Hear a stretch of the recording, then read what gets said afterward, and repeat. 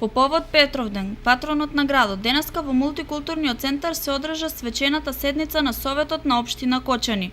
На истата беа доделени наградите за животно дело и за најзначајни достигнувања на општината. Награда за животно дело постхумано му беше доделена на Константин Апостолов, доктор по микробиологија и член на МАНУ вон работниот состав, а во негово име ја подигна член од неговото потесно семејство. Со повеќе емоции за ова ќе слушнеме токму од првиот братучет на Апостолов, Киро Ефремов. Признанието не иде на едно моје задоволство, на задоволство на неговото потесно семејство. Примено е, како што реков, со еуфорија, со благодарност.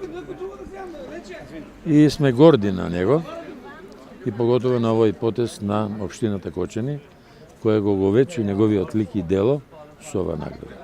Во договор со неговото потесно семејство, јас се презмав таа врска, ова награда овака, да им враќам лично во Лондон на семејството на неговиот син Тодор и на неговата ќерка Елена. Наградата за значајни остварувања на општина Кочани отиде во рацете на градскиот фудбалски клуб Осогово, клубот кој во изминатото првенство успеа да се избори за влез во втората лига Исток. Ова значи еден потик за понатамошна и подобра и поквалитетна работа, а се должи на одличната игра на фудбалерите и добрата и организационата способност на управата, која тоа сега обедини во еден склоп и направи една целина која доведе до овој успех.